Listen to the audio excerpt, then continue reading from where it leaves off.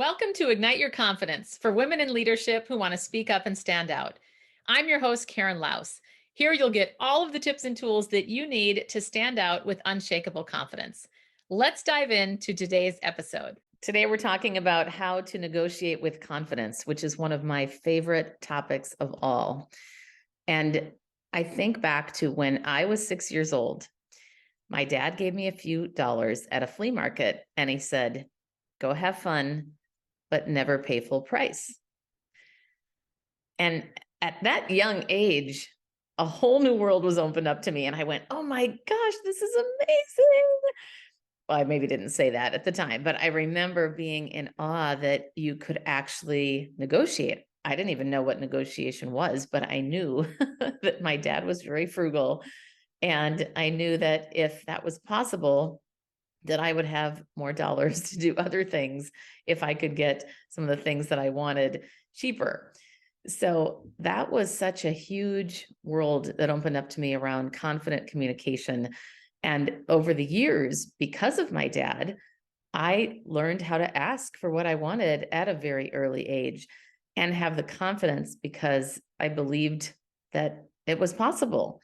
I believed that it would come. I believed and expected that whatever that I asked for would happen. And it's so interesting how so many of these childhood experiences shape us. And when you think about, okay, how can I then continue to navigate? For anybody listening, maybe you are not that great at negotiating, or maybe you're just simply not someone to typically ask for what you want. I want to encourage you to do that with some of these tips and through the stories that I share today. So one of the things that is really important to remember is that you have to know what you want first. And throughout the years, I can think of multiple times when I knew what I wanted. And certainly there were plenty of times, by the way, that I didn't speak up, but I did speak up a lot, specifically in my business world.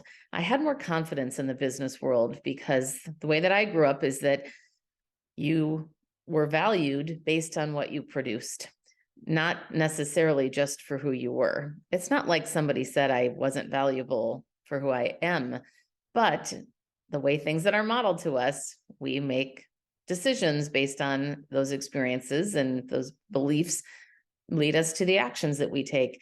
So that's just the reality of what it was like for me. So one of my earliest asks that I can remember was I was a young professional, and I was fundraising for a cause. I called this guy that was much more my senior, who owned a business.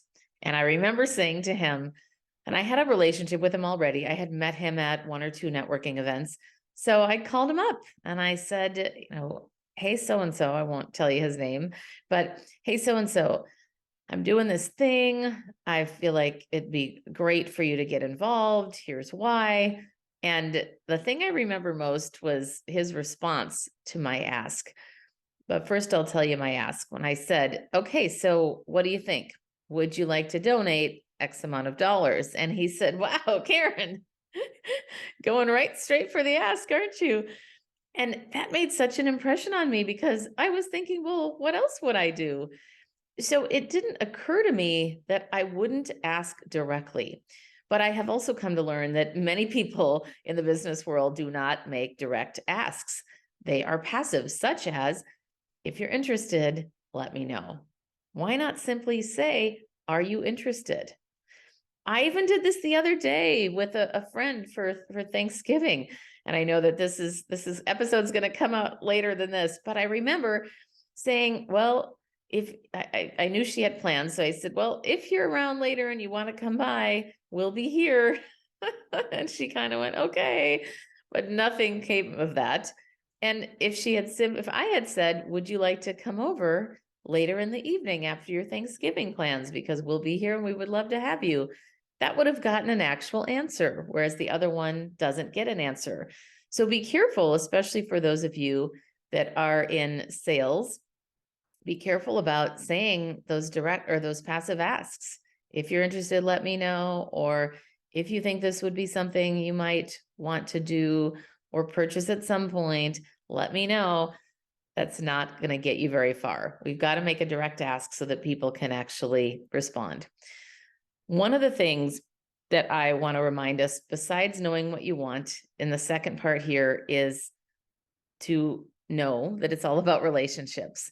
It's all about relationships. So many times we feel like in a negotiation that it's a win-win, or excuse me, a win-lose situation where it's, oh, if I get what I want, she won't get what she wants. Or if he gets what he wants, then I won't get what I want. Imagine a world where we could actually both get what we wanted, or at least some degree of what we wanted. We need to remember that this is a value exchange. So for those of you, for example, that are negotiating salary, remembering that number one, you have to know who your audience is and why you asking for a raise or a salary increase, I guess that's the same thing, or negotiating for a position when you are in that before job conversation, we've got to remember that it's always about our audience and why they would care. So it's our job to communicate the value of what we're bringing and the benefit that it's going to be for that person.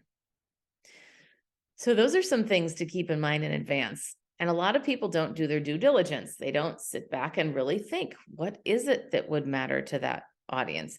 What is it that they care about? And I can remember very specifically when I was in a corporate HR role, and I realized I didn't like the HR components like benefits and compensation and the things that needed a lot of administrative work. I wanted to develop people. So I had decided I was going to pitch my boss to have the role of HR trainer, basically corporate trainer, head of corporate training. We didn't even have a corporate training department. So I thought this would be perfect. This is what we need. Well, of course, that was my selfish ambition. And yet then it was, okay, but why do I want to do this? Well, I want to help develop people so they have more skills, so they can be more successful, so that they'll be even more successful in their role. And that's something that the company would care about. So that's how I pitched it to my boss. But first, I did my homework. And this is what I'd recommend that you do too, is figure out, okay, what does that other party care about? So I knew she cared about money. She was head of finance.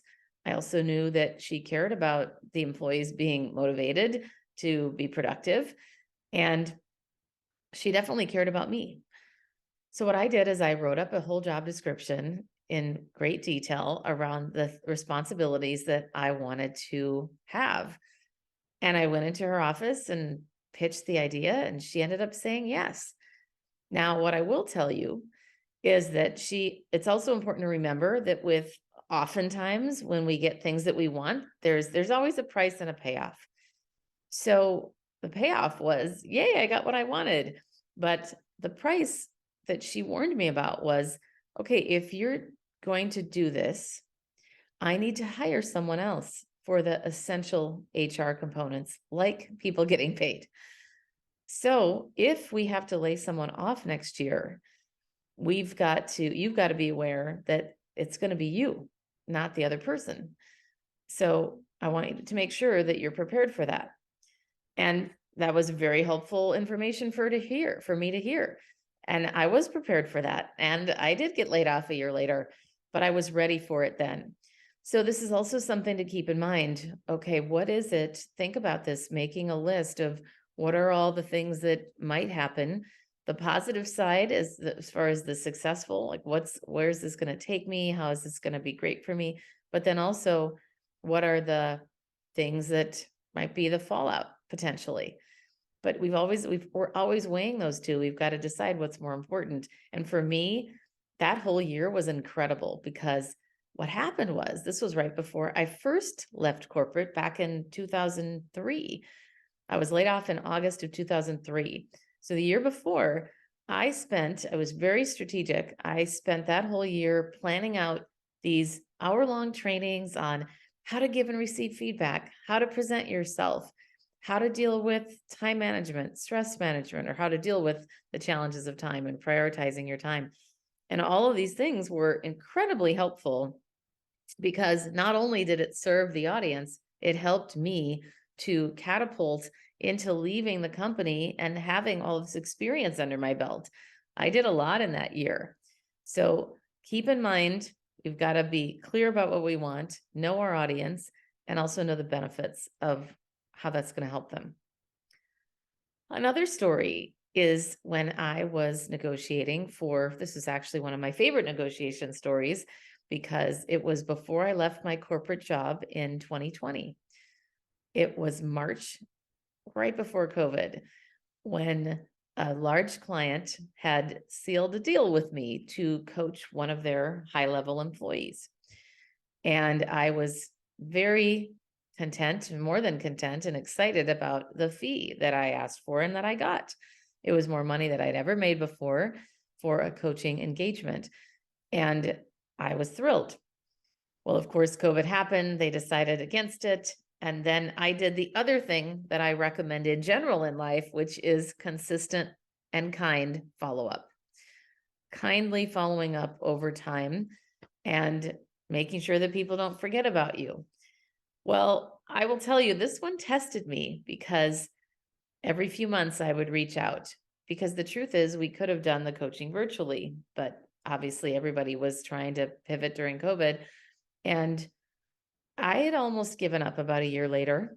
And then the client themselves, not the client that was the company paying me, but the person I would have been coaching reached out to me and asked if I was available. And I thought, oh my gosh, this is amazing. Well, I went back to, and then the HR manager and I spoke.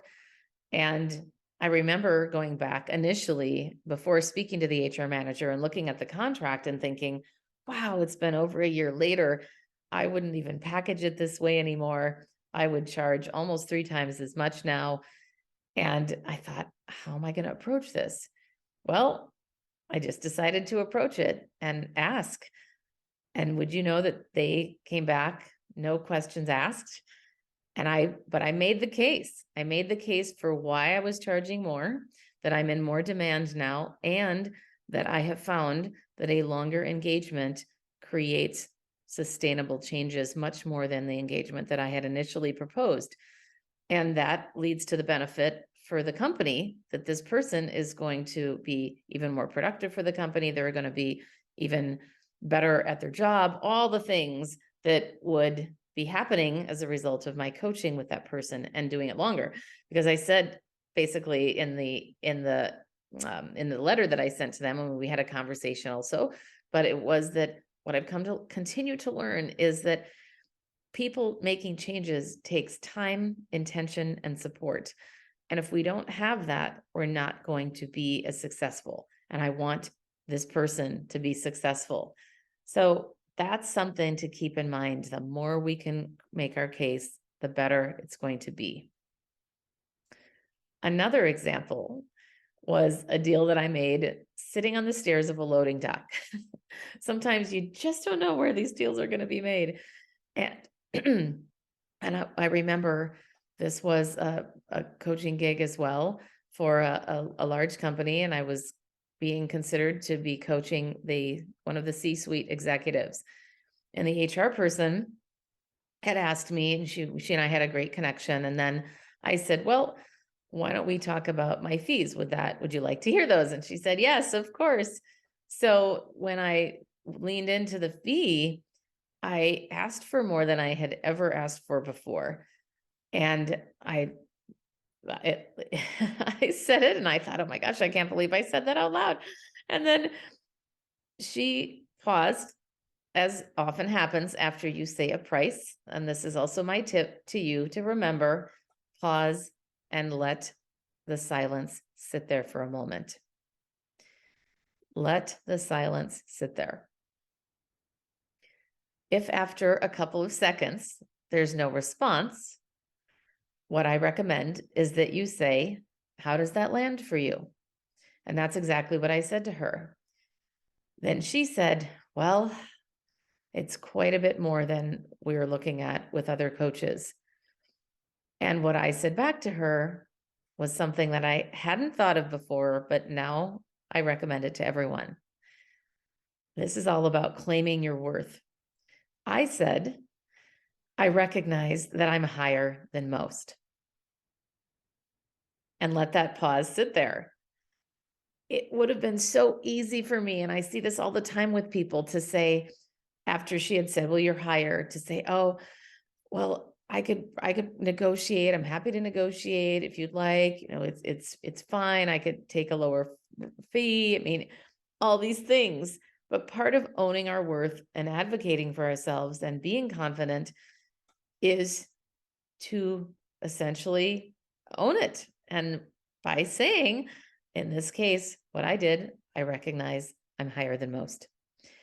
I cannot emphasize enough how important it is to own your worth and go for it. Now, what happened, she didn't just hang up, which she could have, and that was a risk I was willing to take. That's also the decision you have to make. Is that a risk that you're willing to take? But I would recommend that you do it, because here's what happened next. And now, obviously, this isn't going to happen all the time.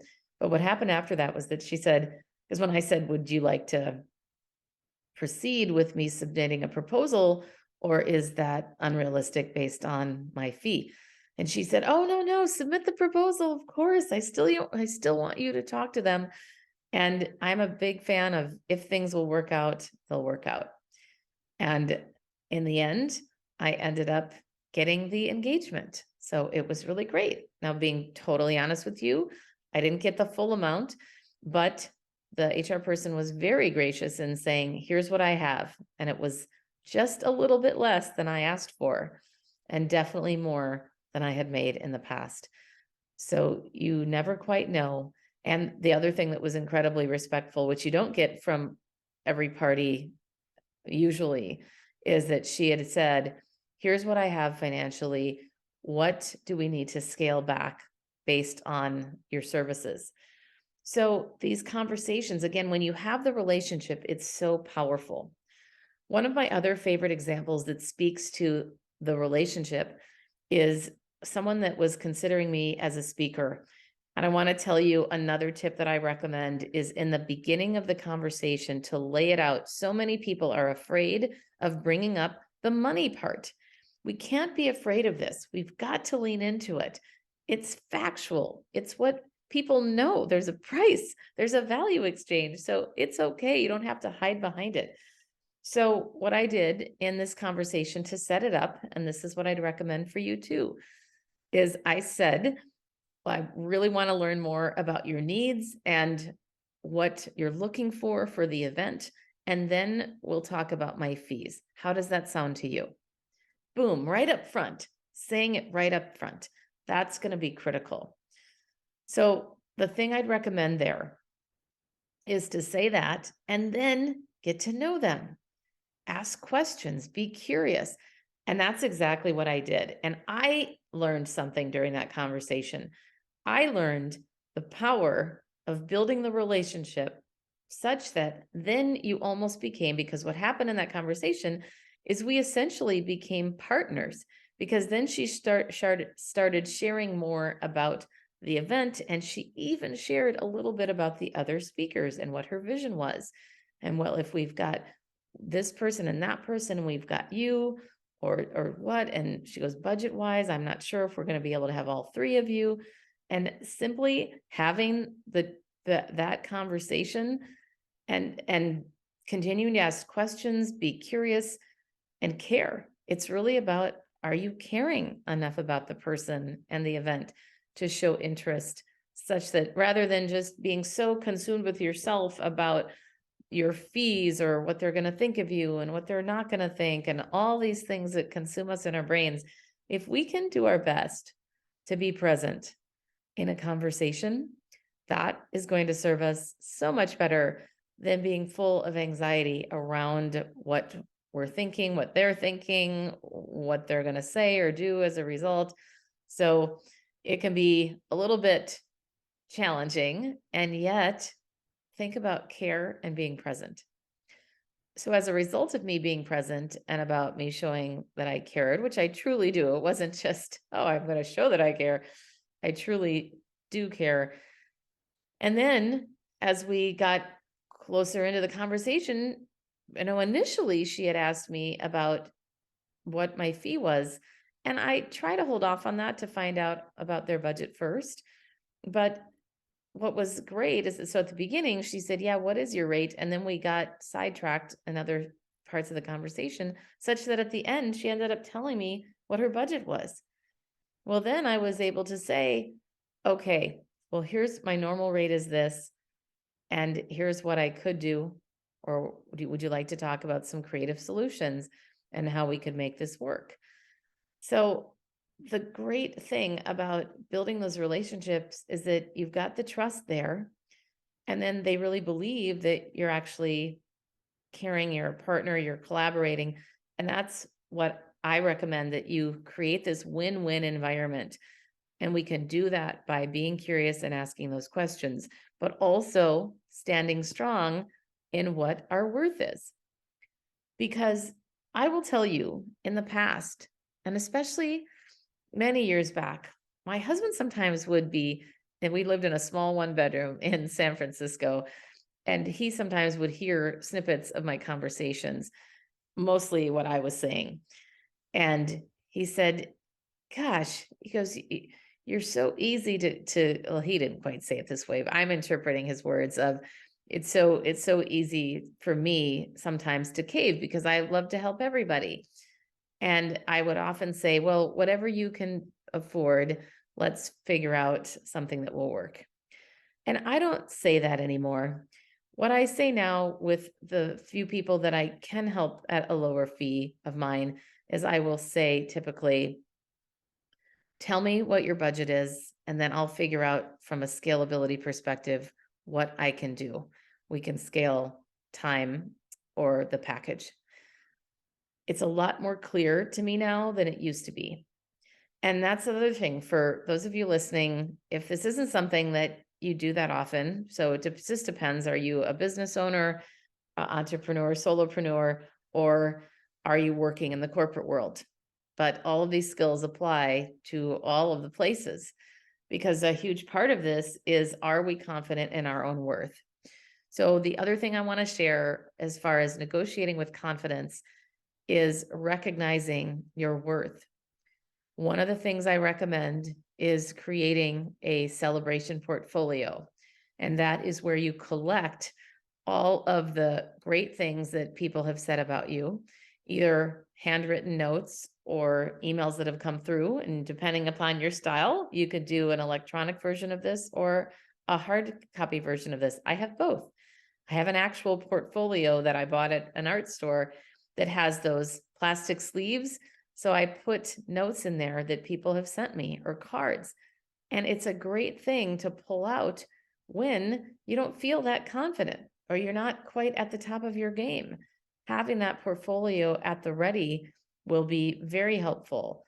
So that can increase your confidence and remind you, especially maybe in your accomplishments in your work environment or your accomplishments with a client. Having those at the ready can be super helpful. The other exercise that I recommend, and those of you that have been following me for a while know this one, and it is so powerful. I see it every time somebody does it. And even if you've done it before, do it again. Ask 5 people that you trust in various parts of your life. So maybe a colleague, a coworker, a family member, a friend, somebody that you volunteer with. Try to get some variety in there and ask them to give you 3 to 5 positive qualities or strengths that they see in you. And that can help so much in boosting our confidence. Sometimes we need it from the outside before we can actually find it on the inside. So hopefully that will affirm more of what you're doing and give you that confidence to negotiate well. Let's wrap up here. And remember, number 1, know what you want. Number 2, it's all about relationships. It can be a win-win. It doesn't have to be win-lose. And I'll leave you with the story that's one of my favorites from Stephen Covey's book, The 7 Habits of Highly Effective People. He talked about a negotiation that ended up going well, but at first it didn't. There were 2 people in an office setting, and one person was annoyed that the window was open, And the other person said, that person said, will you please close the window? It was basically the focus became the window being open or shut. And they didn't get to the root cause at first. They were just going back and forth. No, I don't want the window open. Well, I want the window open. And as they dialogued about it, they came to realize that it wasn't about the window being open or closed. The person that had the problem with the window being open is that he didn't like drafts. And the draft that came from the window is the thing that was bugging him. So they came up with a creative solution to open a window in another room because the person that had the window open, all that she wanted was fresh air. And the other person wanted no draft. So that became their solution. So we've also got to keep in mind, have creative solutions. Think creatively, think outside of the box. And one of my favorite quotes from David Thoreau is, Henry David Thoreau? Oh my gosh. Okay, I'm forgetting the person. Danny, can you cut that one out? One of my favorite quotes is, every wall is a door. When I first heard that, I actually saw it on this figurine at an art store. And I thought, that's intriguing to me. I have come to realize that that's one of my favorite quotes in the world, because what looks like a door might just be, what looks like a wall might just be a door that we haven't found yet. So keep looking for those doors and stay open, stay curious, and negotiate with confidence. And remember, if you're interested in let me ask you directly, would you like to hire me for a speaking engagement? Because I'm available. I'm booking for 2023 right now, particularly the fall, but looking forward to hearing back. And most importantly, tell me what you liked about this episode. What stood out to you? What stuck? What are you going to use? Or what did you use? Please come back. I'd love to hear from you. Have a wonderful rest of your day. And that's a wrap of another episode of Ignite Your Confidence. I'm your host, Karen Laus. Thank you so much for listening. If you loved today's episode, please subscribe and leave a review. It helps other people find the podcast faster, and it certainly helps me. If you're interested in more tips and tools around confidence, please join me over in my Facebook group called Ignite Your Confidence with Karen Laus. Remember, you too can stand out with unshakable confidence.